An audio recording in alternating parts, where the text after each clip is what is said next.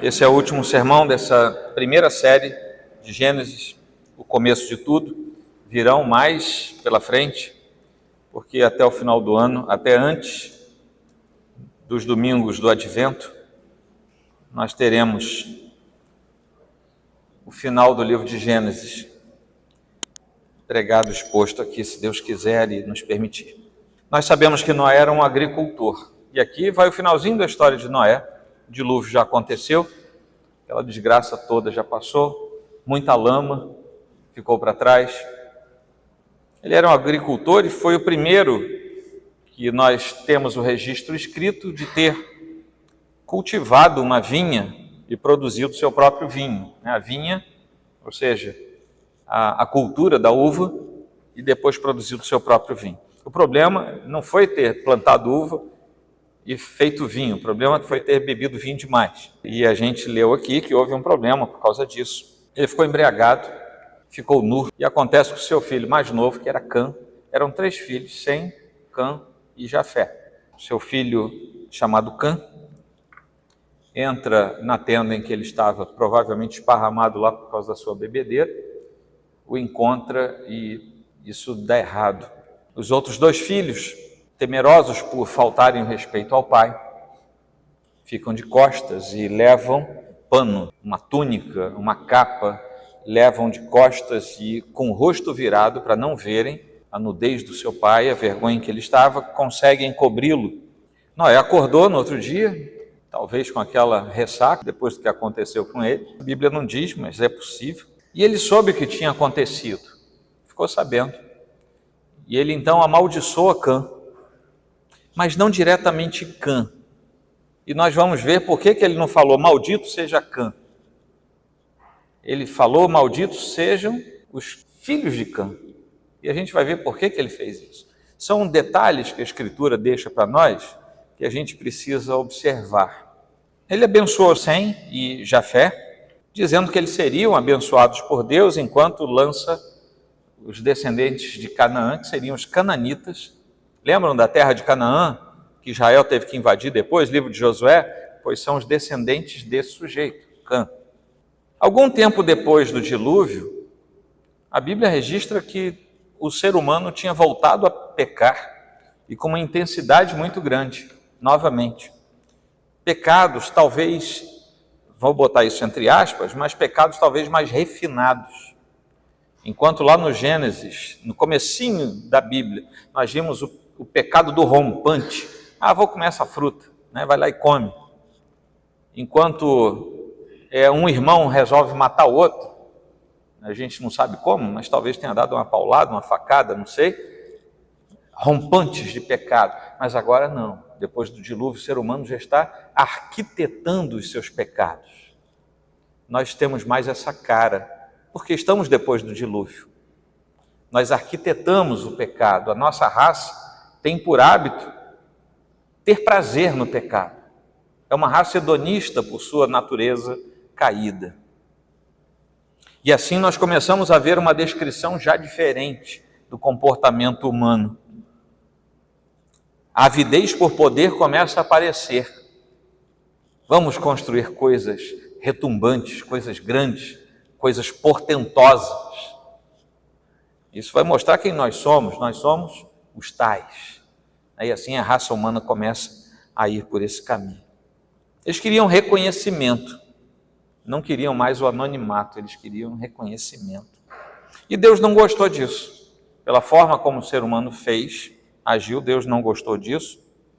E vendo Deus que isso ia gerar problemas ainda maiores, Deus intervém no processo em que eles estavam, e tendo passado aquele episódio do finalzinho da vida de Noé, lá na narrativa do início do estabelecimento de uma sociedade já com certa organização, que a Bíblia não diz, mas muito provavelmente por causa do capítulo 10, nós podemos imaginar, não vou afirmar isso, mas podemos imaginar que o sujeito que estava à frente de tudo aquilo era Nimrod, que aparece no capítulo 10. Ele tinha essa avidez por poder, por destaque, tem tudo a ver com a torre e com a própria Babel.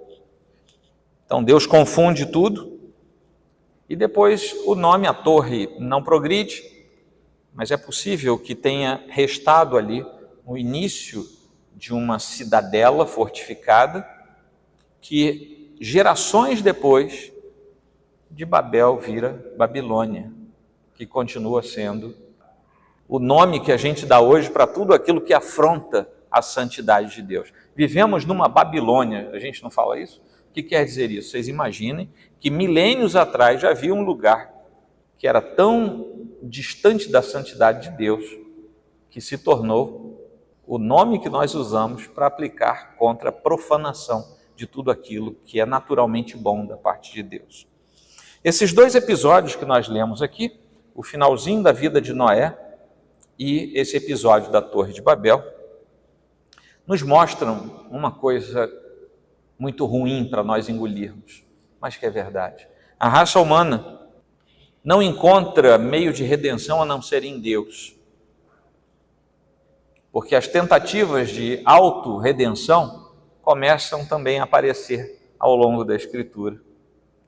É a nossa história, é a história da nossa raça caída, que quer se redimir, mas não quer o Redentor, quer ser salva, mas não quer o Salvador.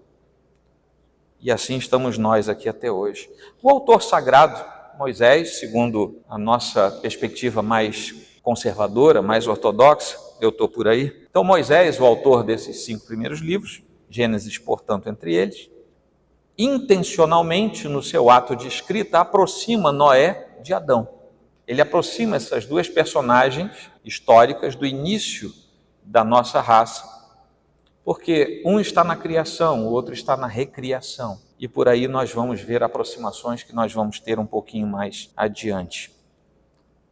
A queda agora foi representada por outras coisas, mas o início em busca da presença de Deus também faz sentido quando nós aproximamos dessa maneira. A criação original era gerenciada por Adão, o primeiro pai da nossa raça. Já a recriação pós-diluviana passou a ser encabeçada por Noé, o pai da nossa raça após o dilúvio.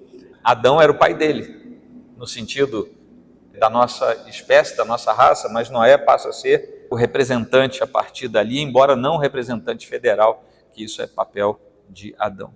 Eram dois mundos numa sequência cronológica, natural, mas não sabemos qual a distância de tempo entre a criação e a queda, e depois entre esse período e o dilúvio.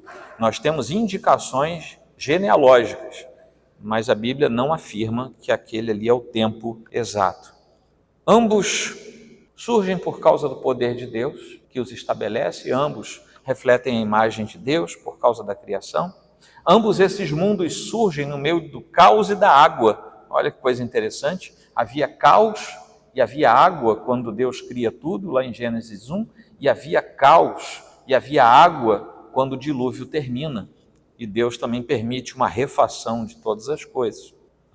Adão e Noé governavam a natureza, os animais, Adão dando nomes e Noé preservando. Então há uma relação muito próxima entre esses dois heróis da Bíblia. Eles vão trabalhar a terra, os dois são obrigados por Deus a trabalhar a terra. E os dois pecam pela boca. Um come o que não devia comer e o outro bebe o que não devia beber. Parece peixe, né? Morreram pela boca e mataram a gente junto. Os dois ficaram nus depois que pecaram, a vergonha do pecado. E os dois tiveram que ser vestidos por terceiros, porque não aguentavam vestir a si próprios. Tornam-se dependentes para que a sua vergonha seja extirpada. Deus veste Adão e Eva, e os dois filhos que mantiveram a sua devoção, vamos dizer assim, ao Pai, a sua obediência, vestem o seu Pai. Então há muitas relações aí. Os dois têm 3 filhos mencionados na Escritura.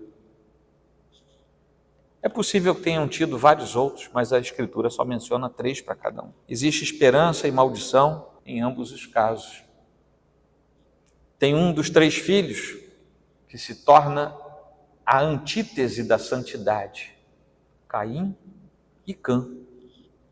Tem nada a ver os nomes não, tá? Mas tem um dos 3 filhos que vira as costas para Deus e para a decência. Se tornam absurdamente afastados da centralidade de Deus. E para os dois casos, Deus responde no plural. Como um de nós, lá no comecinho, e vamos descer, quando ele viu o que estava acontecendo, lá em Gênesis 11, que nós acabamos de ler. A verdade é que o Deus triuno estava respondendo com a sua santidade aquilo que ele via entre nós. Terminou não, gente, isso foi só a introdução. Hoje não vou ser muito presbiteriano, só vou falar 2 pontos, tá bom? Mas eles têm subdivisões. O primeiro deles é sobre a bênção e a maldição, dos 29 versículos finais que eu li com vocês, em Gênesis 9. Essa cena aqui se desenvolve após o dilúvio, e Noé é o principal ator dessa cena que nós acabamos de ler, e vem na sequência os seus 3 filhos, cada um desempenhando um papel, e por causa do papel que eles desempenham, eles lavram a sentença dos seus destinos e do destino de povos que viriam após eles. Vamos nos lembrar que quando veio o dilúvio, sobram 4 unidades familiares: Noé, Sem, Cã e Jafé. Então essas 4 unidades familiares que foram salvas na arca tornam-se as unidades familiares que vão repovoar a terra. Nós não sabemos quanto tempo havia se passado desde que a arca tinha encontrado terra firme, e esse episódio aqui não sabemos quanto tempo. O fato é que já tinha dado tempo de Noé plantar. Então algum tempo já tinha se passado. Não foi algo imediato. Mas se nós tivermos em mente, como eu falei para vocês, a conexão entre Adão e Noé, nós cada vez mais vamos ver que Deus está nos ensinando algo. Porque na vida individual de cada um de nós, é necessário que haja um recomeço. Esse recomeço, na história da salvação, nós chamamos de redenção. E sem que haja a redenção individual, não haverá salvação. Não é possível haver recomeço com Deus sem Deus. E uma das falácias que o coração humano tenta encaixar nos nossos dias, e talvez isso tenha sido a marca caída da nossa raça desde sempre, é que é sim possível eu alcançar o status de filho de Deus por algo que eu possa fazer. Eu mato, eu roubo, eu me prostituo, eu faço tudo. Ah, mas domingo eu vou à igreja, então na segunda-feira eu estou bem com Deus. Mentira! Não houve recomeço. Essa é a fala de Cã, não é a fala de Sem e de Jafé. Essa é a fala do sangue de Abel que sobe da terra e não da fala de Caim. Essa não é a fala de Sete, o filho que veio depois da morte de Abel, para gerar uma descendência que fosse de Deus e não do homem. A fala do homem natural é: eu dou o meu jeito na minha relação com Deus. Falácia, mentira, engano, auto-engano. Não é possível. E esse texto nos mostra mais uma vez que sem um redentor dado e aprovado por Deus, não há redenção. Eu não sou meu redentor. Ai de mim se Cristo não tivesse me salvo. Eu não sei quais seriam as maiores distorções da minha ética e da minha moral que eu estaria cometendo agora. Basta que eu não tivesse Cristo no meu coração. Porque eu de mim mesmo não tenho nada de especial, nada de bom, nada de melhor. Eu dependo integralmente daquilo que Cristo fez e continua fazendo no meu coração. E aqui nós estamos diante de um homem justo, que não foi morto no dilúvio, porque Deus viu: Noé é justo, vou poupar Noé e a sua família. Lembram lá do começo da história do dilúvio? Deus diz: eu vou destruir isso tudo, isso não presta. Esse povo deu as costas para mim, mas estou vendo um justo. Esse homem que se embriagou, que passou vergonha, que pecou, ele era justo. E aqui vai a segunda lição desta noite. Não de maneira intencional, mas de maneira ocasional, nós sim podemos pecar. Mas o que não podemos é permanecer no pecado. Noé não se tornou um dependente etílico a partir daqui. Ele não se tornou um dependente, um usuário do seu pecado. A Bíblia diz que ele pecou, ponto. E depois houve o processo de restauração dele. Por quê? Porque ele era justo. O sujeito que não é justo, e a sujeita também, que não é justa, Eles gostam do pecado. Eles saem da igreja já pensando quando é que vão pecar de novo. E eu estou falando de gente que anda nos bancos de igreja. Não estou falando de quem está lá fora sujo, não. Estou falando de quem está aqui dentro, mas ainda está sujo. É por isso que a Bíblia diz que junto do trigo tem o joio. Noé era um bom agricultor, ele foi aperfeiçoando as castas de uva dele. Pelo que a gente pode ver aqui, fez lá um vinho, uma safra lá especial, e ele foi provar com todo carinho e provou demais. Calvino nos diz que Noé nos adverte contra a bebedeira, não contra a beber em si. Comumente se acredita que o vinho não era usado antes daquela época. E esta opinião tem sido bem recebida, porque proporciona um honorável pretexto para amenizar o pecado de Noé. Por que Calvino fala isso? Porque é como se ele nunca tivesse sabido do vinho, então ele descobre o vinho e peca sem querer, porque ele não sabia os efeitos do vinho. Deu para entender? A turma que diz, não existia vinho, não. Ele fez pela primeira vez, aí ele não sabia o que era, pecou sem querer. Não existe pecado sem querer. Existe pecado sem intenção. Mas sem querer não, porque a nossa raça quer pecar o tempo todo. Então toda vez que alguém peca, pecou porque quis. E Calvino foi muito feliz quando fala isso aqui. Porque a gente não tem como passar o pano quente na cabeça de Noé. Deus não passou quando inspirou a Escritura, por que a gente vai passar? Mas ele prossegue dizendo que nem de fato Moisés diz que Noé ficou bêbado no primeiro dia que bebeu vinho. É possível que Noé já estivesse andando leve por ali alguns dias antes, e naquele dia foi o pior episódio dele. É isso que ele está dizendo. Ou seja, talvez ele tenha crescido no gosto por aquilo até que se viu enredado. E ele diz que da bebedeira de Noé nós devemos aprender o quanto a embriaguez é imunda e detestável. E ele complementa depois dizendo no seu comentário a Gênesis, que é isso que deve nos alertar, porque seja qual for o pecado, ele vai ser imundo e detestável no seu final. No caso de Noé foi a bebedeira. A Bíblia cita, inclusive dos heróis, inúmeros pecados também imundos e detestáveis. A Bíblia não cita porque nós não somos heróis da Bíblia. Nós não fomos contemplados com o nosso nome lá na Bíblia. Mas todos nós precisamos olhar para o céu e dizer, Senhor, me poupa dos pecados imundos e detestáveis. E quanto mais nós percebemos isso, tanto mais nós devemos cultivar o contrário da imundície e da intensa detestabilidade dos pecados.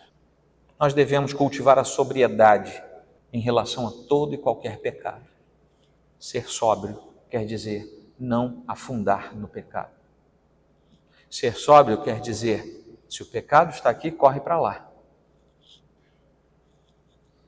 Eva pegou o fruto e comeu. Adão estava ali pertinho, ficou quieto, silenciou. Eva caiu. Adão podia ter feito seu papel de homem, de marido, e não fez. Agora é a vez de Noé. Também era casado, também tinha uma esposa. A Bíblia nem cita a esposa dele aqui. Mas a gente não sabe onde é que estava a sua auxiliadora idônea nesse momento. Que ela também podia ter ajudado e não ajudou. O casamento precisa ter duas mãos. Aí falo para quem é casado e para quem não vai casar. O casamento precisa ter duas mãos e nenhum dos cônjuges pode se furtar a auxiliar o outro, advertindo-o sempre, permanentemente, do pecado, seja marido ou seja esposa, seja Adão ou seja mulher de Noé. E uma vez advertindo, aquele que é advertido deve parar e ouvir, se arrepender e parar. Amém? Pelo amém, sim, sorumbático, vamos prosseguir. Noé se levantou da sua embriaguez e descobriu o que Cã tinha feito. Aí a coisa ficou difícil. E pelo que nós lemos aqui no texto, Cã não ficou rindo à toa. Não foi um riso de nervoso. Tem gente que ri de nervoso, né? Quando vê alguém caindo, tropeçando na rua, ri de nervoso. Cã não riu de nervoso. Mas aquilo estava relacionado ao seu orgulho. Aquilo estava relacionado a algo que ele considerava em si mesmo mais justo que no outro. inclusive no seu próprio pai. Deus tinha chamado Noé de homem justo, mas Cã estava se comportando como se ele fosse mais justo do que o seu próprio pai.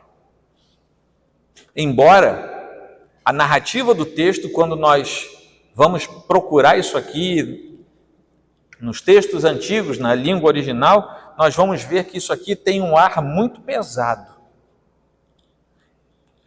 Cã teve prazer em debochar do seu pai. Tanto é que ele estava todo serelepe ali. E seus dois irmãos é que tiveram uma postura diferente.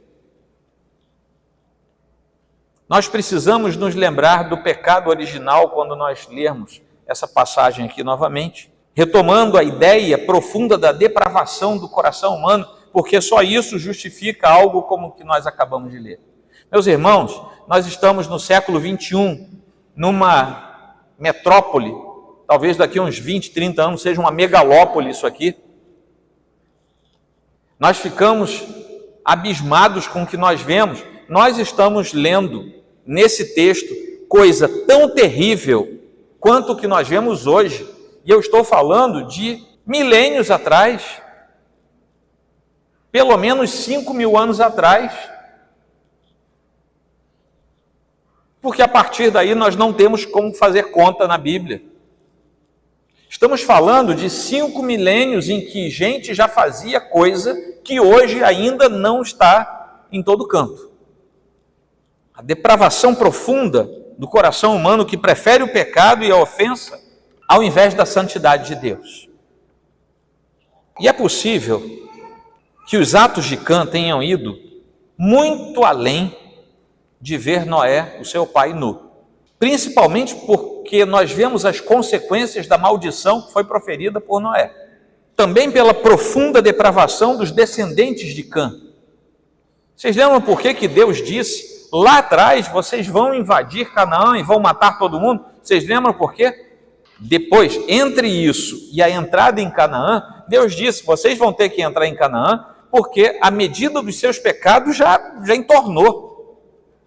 E vocês sabem quais eram os pecados sobre os quais o povo de Israel foi advertido, vocês precisam extinguir esses povos, os cananitas, descendentes de Cã. Vocês precisam extinguir esses povos e os seus cultos, porque todos eles, os povos e os cultos, são sexualmente depravados.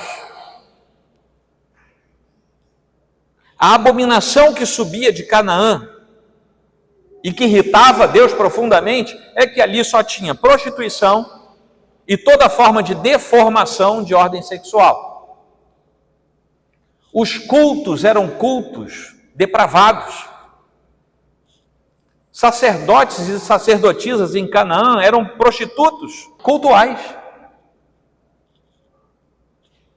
Havia uma conexão profunda entre os descendentes de Canaã e prostituição, sensualidade exacerbada, deformidade sexual.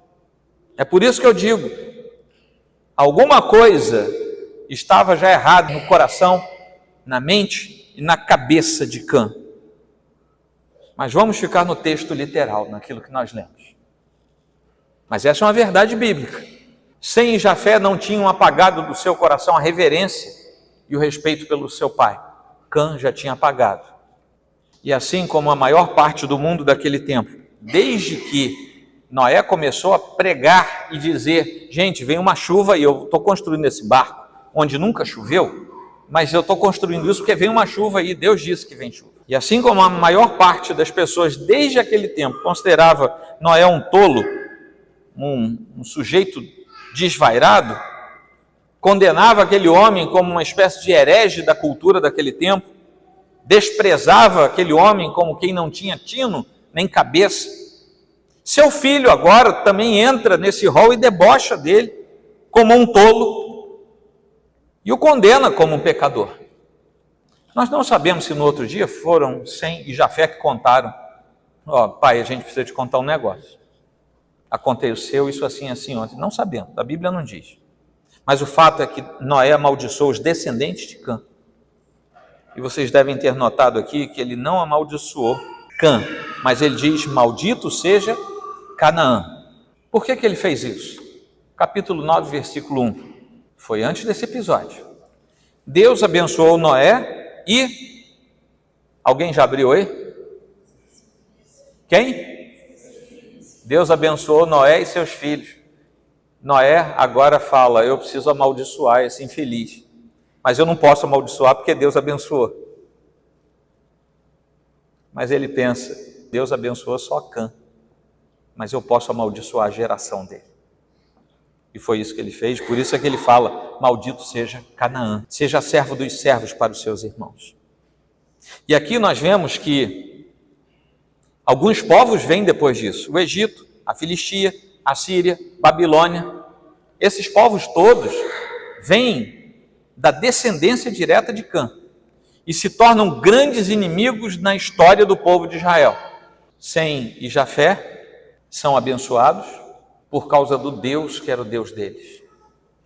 Bendito seja o Senhor, vejam bem, bendito seja o Senhor, Deus de Sem, e Canaã lhe seja por servo. Que Deus engrandeça Jafé e que ele habite nas tendas de Sem, e Canaã lhe seja servo. Resumo dessa história toda é que isso aqui não é um problema de ordem étnica ou racial. Durante muito tempo houve distorções na história que diziam: para onde foram esses sujeitos? Ah, Jafé foi para ali, Sem foi para cá e Cã foi para lá. Ah, então os descendentes de Cã são todos amaldiçoados. Não é isso que se mostra na história, porque Raabe era descendente dele, de Cã. E Raabe foi inserida no povo de Deus. Acã, aquele que escondeu o negócio dentro da barraca dele, lá em Josué, era descendente de Sem e foi amaldiçoado por Deus com a sua própria morte e a da sua família. O que a Bíblia mostra depois é que a bênção e a maldição se estabelecem sobre aqueles que vêm depois, não por causa da sua origem étnica, mas por causa do próprio princípio pelo qual passam a se relacionar com Deus. É isso que os torna membros desta ou daquela família. Lá na frente nós vamos ver algo curioso. Porque vejam bem, maldito seja Canaã, vai ser servo de Sem e de Jafé. Bendito seja o Senhor, Deus de Sem. O povo de Israel descende desse filho de Noé, de Sem. Que Deus engrandeça Jafé. E muitos autores fazem uma correlação direta que os filhos de Canaã são aqueles que apostatam e se levantam contra Deus.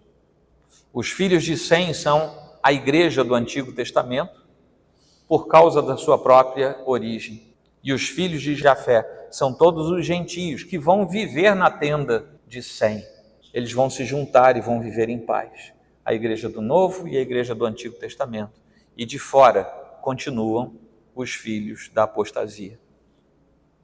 É uma imagem bonita para a gente se lembrar, porque lá no Novo Testamento, parece que a gente foi inserido nas tendas de Sem. Nós fomos enxertados. E até que finalmente Noé morre. Ele morre muito velho, 950 anos. E a gente fala assim: puxa, que bom, né? Viveu tanto. Será? Quando ele entra na arca, ele tinha 600 anos. Você imagina o que ele via, principalmente nos 100 anos, entre o chamado dele e a arca. Você imagina o que ele viu de pecaminosidade diante dele, e trabalhando para o Senhor e vendo o pecado ao redor dele, trabalhando e obedecendo. Presenciou as ofensas que fizeram contra Deus. Presenciou, depois do dilúvio, que ele deve ter achado assim: agora essa turma vai se refrear. Depois do dilúvio, ele viu gente indo para os montes para acender fogo e adorar o próprio fogo ou algum astro. Ele viu gente se juntando contra Deus para formar uma cidade, para louvar o seu próprio nome. É por isso que a gente lê: o justo é levado antes que venha o mal e entra na paz. Os que andam em retidão descansam no seu leito. Quem falou isso foi Isaías, capítulo 57. A longevidade nem sempre é um prêmio para o crente. Nós sabemos que Deus cuida dos nossos dias e governa a nossa vida. Mas a gente não deve ficar naquela ansiedade: eu quero morrer com 380 anos. Deus me livre, Deus me livre. Que coisa! Aí chegamos ao capítulo 11. Aqui nós temos a primeira grande divisão do livro terminando. Até o capítulo 11, Gênesis é como se fosse um livro. A partir do capítulo 12, meados do capítulo 11, entrando no 12, entra um outro livro dentro de Gênesis. Gênesis tem vários livros, ou seja, vários blocos narrativos. E uma coisa interessante é que se você tem dúvidas a respeito da inerrância e da literalidade da Escritura, nesses primeiros 11 capítulos de Gênesis, eu queria dizer para você que você é incrédulo. Tá? Assim, sem meias palavras. E você precisa repensar o seu cristianismo. Se você não acredita nesses 11 primeiros capítulos, particularmente os 3 primeiros, você não pode acreditar em João capítulo 1, não tem como. Ou seja, se você não acredita na criação, você não pode acreditar na redenção. Deu para entender, gente? Se é o seu caso, e eu estou falando sério, pode ser.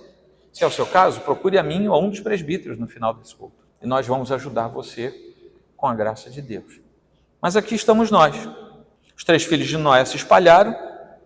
Para isso eles dividiram a terra. Isso está lá no capítulo 10, 25. A Éber, isso aqui está falando, né? Está no meio de uma genealogia.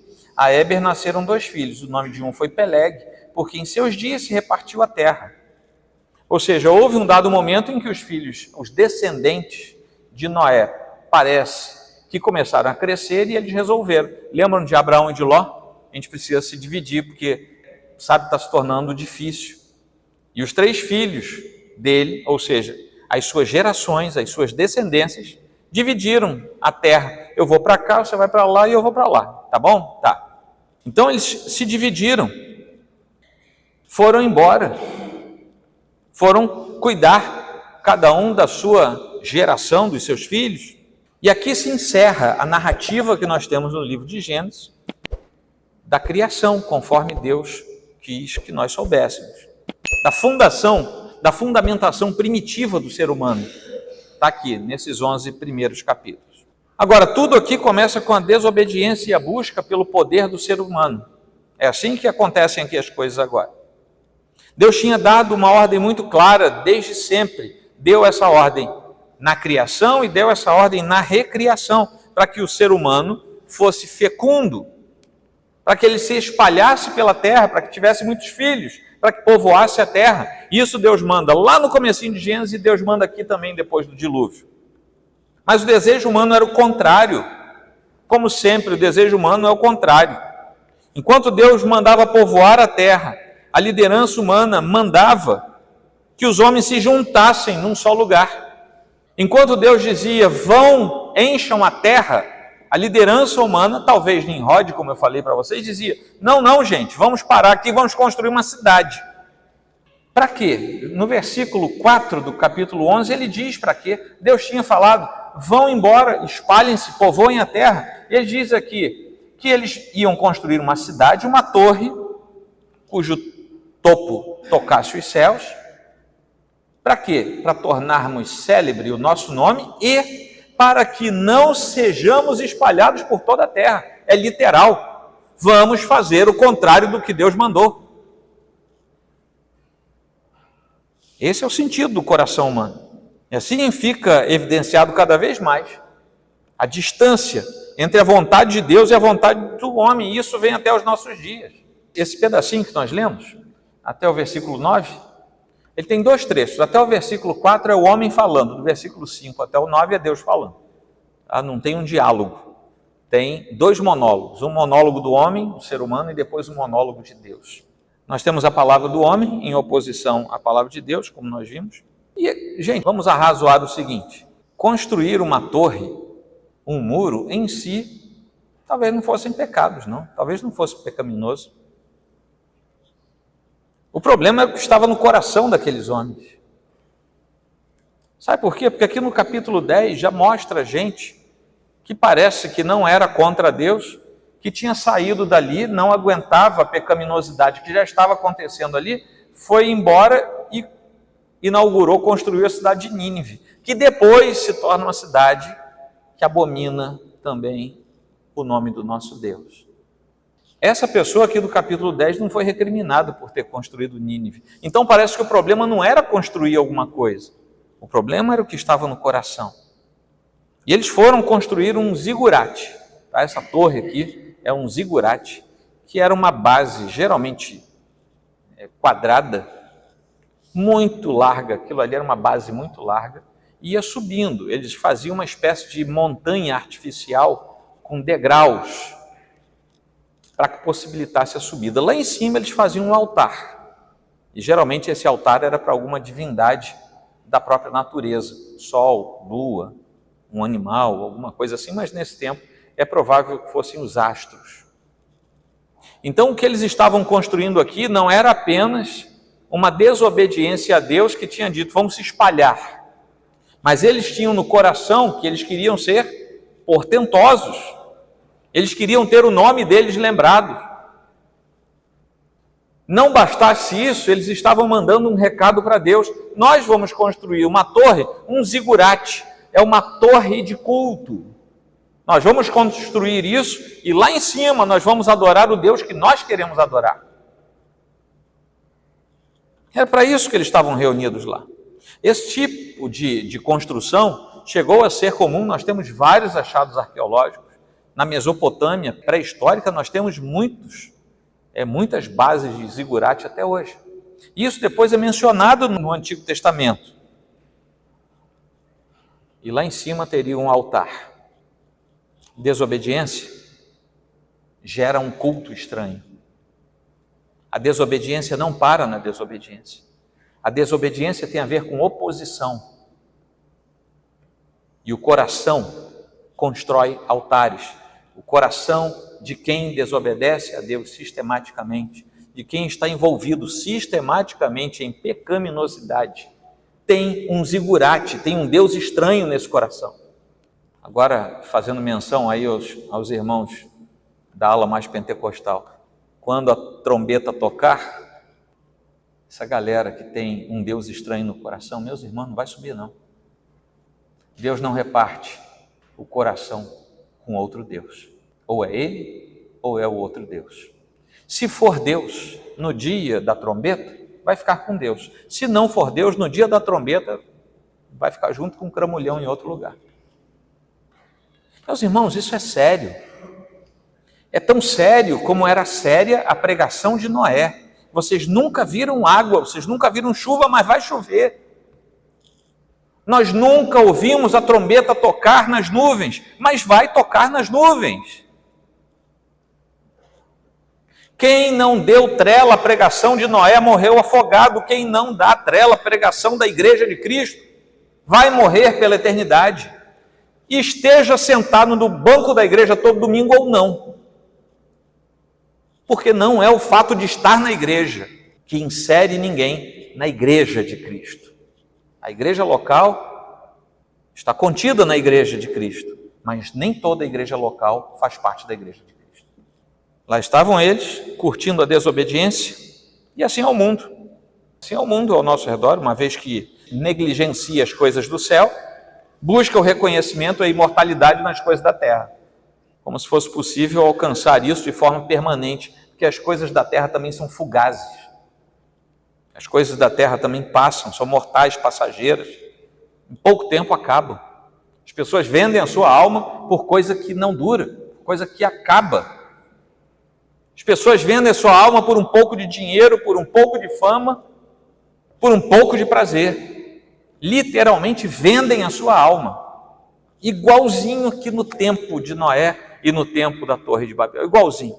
E assim estava aquele povo vinculando a sua esperança a um projeto deles próprios, naquele ímpeto, como eu falei, de autorredenção, de autopromoção.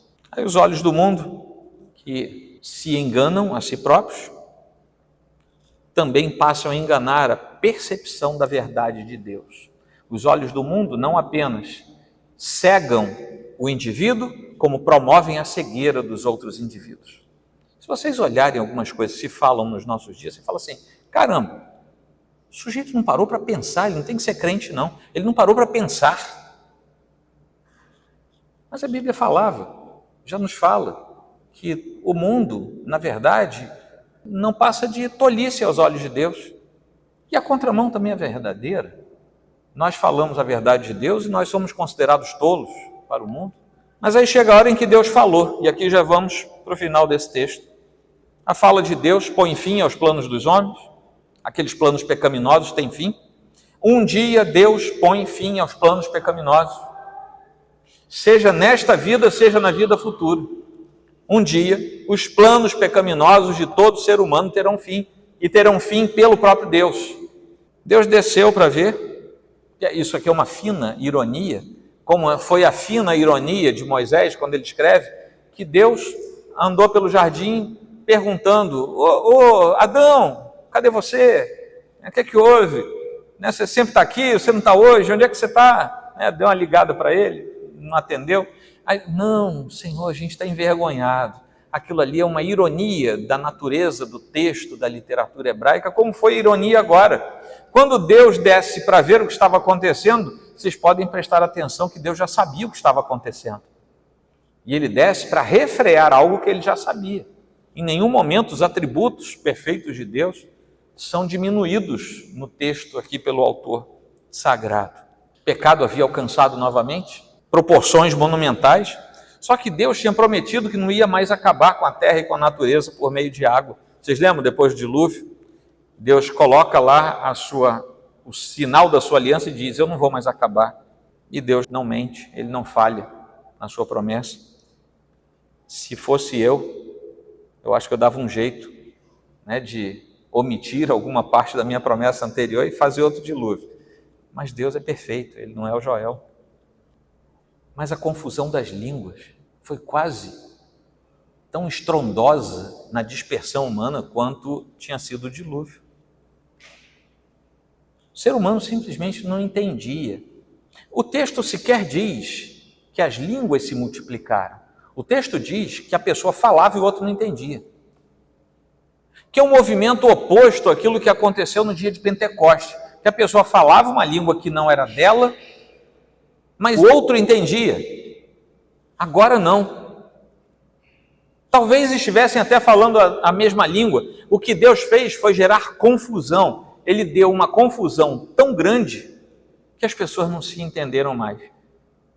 Até hoje, o ser humano não pode andar em união. É por isso que a gente não pode confiar em determinadas instituições. A salvação da humanidade não está na ONU. A salvação da humanidade não está na União Europeia, muito menos no Mercosul. A salvação da humanidade não está no encadeamento e nas associações nacionais. Porque toda vez que o homem faz uma junção de esforços, ele não consegue completar isso, porque Deus estabeleceu uma desunião. Foi isso que aconteceu aqui, uma desunião na nossa espécie, a fim de que nós abusássemos menos daquilo que já começávamos a abusar naquele tempo. Vocês imaginem, se a gente não fizesse guerra entre a gente, como é que a gente já estaria guerreando ainda mais contra as coisas de Deus? Não estou torcendo para a gente fazer guerra não, tá? Vocês entenderam o que eu falei, né? Deus colocou ali um vírus da desunião na nossa raça, confundindo as nossas vontades. Eu gosto muito de filme de espionagem, tá? Aqueles bem intrincados. Eu gosto de ver aquelas coisas. É um contra o outro. Aquilo ali é a nossa natureza. Mas aí Deus fez um movimento contrário. Leia o livro de Efésios, a carta de Paulo aos Efésios. A unidade do corpo de Cristo é o contrário da desunidade que Deus impôs à humanidade. A humanidade caída não pode ser unida. A humanidade que se congrega na Assembleia dos Santos, essa precisa ser unida. Uma sociedade extremamente unida, a gente tem que ficar de olho em pé. Uma igreja desunida, a mesma coisa. Tem alguma coisa errada com ela. E Deus pune. Naquele momento, com a confusão, nós sabemos que seremos punidos por nossos pecados, né? A nossa raça será punida. A morte é a pior das punições que pode existir.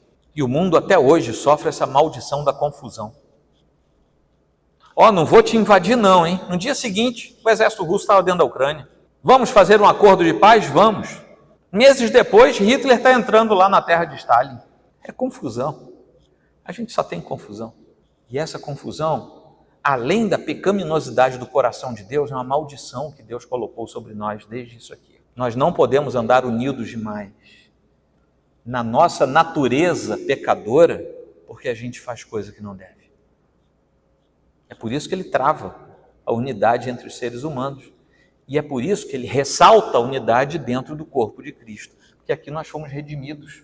E aqui nós podemos exercer algo que o mundo não pode exercer. Deu para entender, irmãos? Ficou confuso ou está tranquilo? Eu não sei, com tamanho silêncio. Né?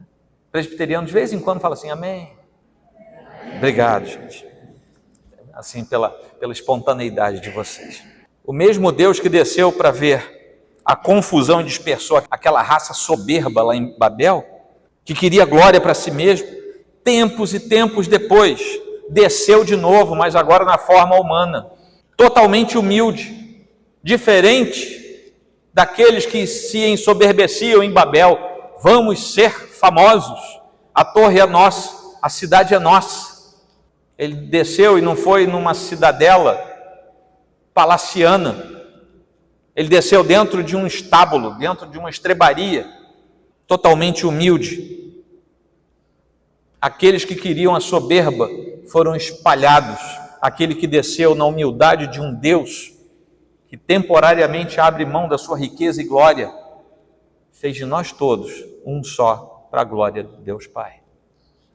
E aí vamos terminar. Eu acho que hoje foi o mais longo da série, é para terminar.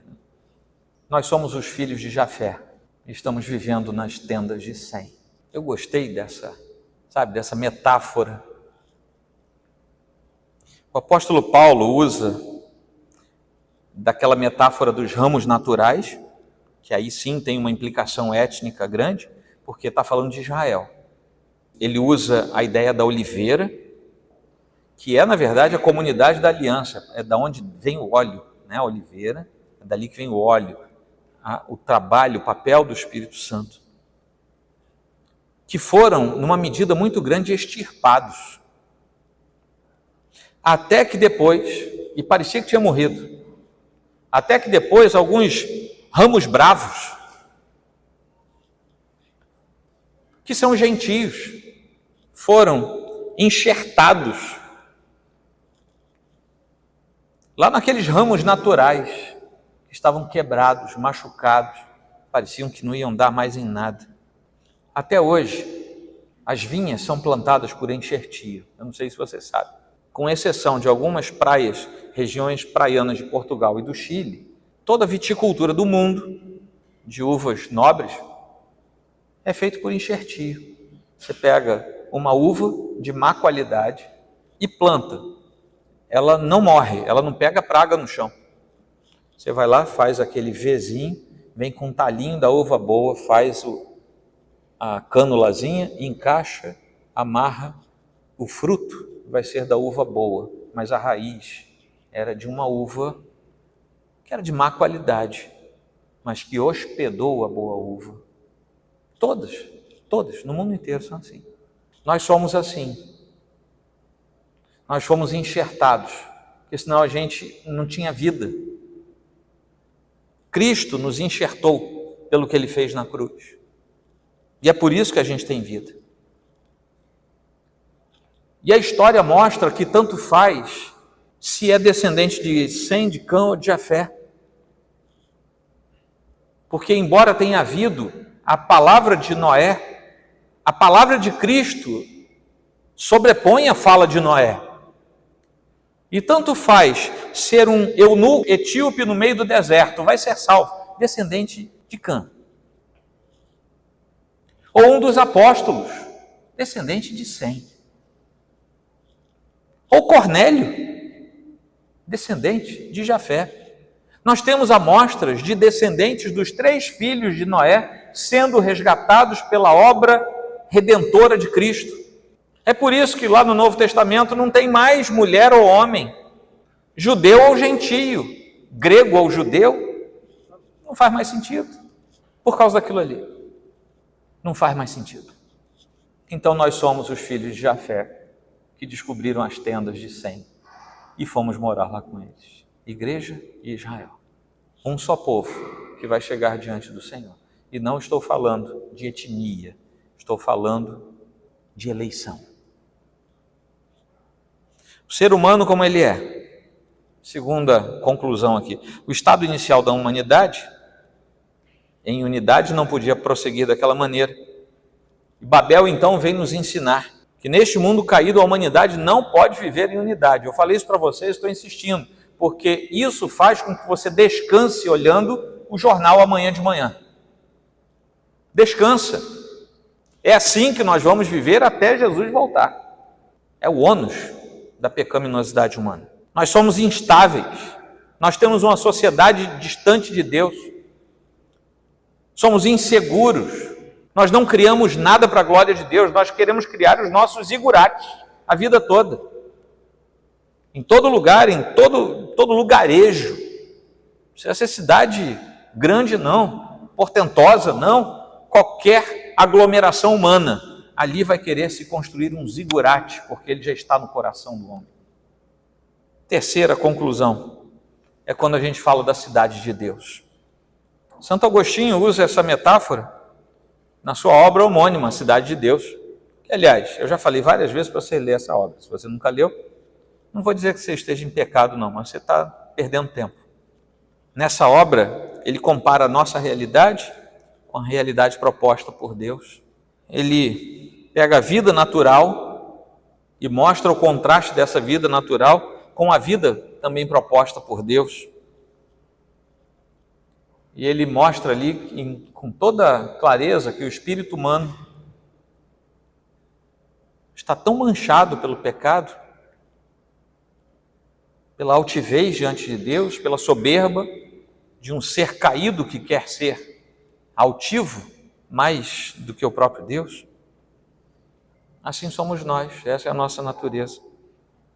E o que Deus condena, continuo dizendo, como eu falei sobre Babel, não é que tenhamos uma cidade cada vez mais organizada, mais bonita. Eu acho que eu vou morrer sem ver muita organização. Mas não tem problema em termos uma sociedade organizada. Pelo contrário, isso reflete também que as instruções que Deus deixou para nós, com seus mandatos, inclusive mandato cultural, estão sendo obedecidos, mesmo que o homem não saiba disso. Mas o problema que Deus vê é quando nós olhamos para tudo isso e achamos que são coisas inexpugnáveis, inatingíveis, e como se nós dominássemos tudo por causa da nossa cidadezinha. Mas quando Deus resolve, ele confunde e Babel acaba. Diferentemente de Nimrod, que pode ter sido o líder ali, ou dos seus contemporâneos, depois veio Abraão, que ficou feliz em ser um peregrino. Ele não queria uma cidade, ele não queria uma torre, ele não queria muralhas. Ele ficou feliz em ser um peregrino arameu, andando pelo deserto, armando e desarmando tendas, desde que andasse com Deus, enquanto buscava uma cidade que não era ele que ia construir, mas era uma cidade que tem fundamentos, cujo arquiteto e edificador é Deus. Isso está lá em Hebreus 11, 10. Ele buscava uma cidade que não era construída por ninguém a não ser por Deus. 4 aplicações, são tão breves que eu vou ler para vocês. Deus promove o recomeço para os seus filhos. Prestem atenção. Deus promove o recomeço para os seus filhos. Mas é preciso que esses seus filhos se rendam plenamente a Cristo. Mesmo cometendo pecados, aqueles que são salvos serão sempre habilitados ao perdão por causa da aliança do Senhor com seus filhos. Estou falando de quem é filho e que errou, está mal. O que eu estou dizendo é volta. Não fica aí, não fica aquecendo, não fica chocando o pecado, que vai sair uma jararaca daí.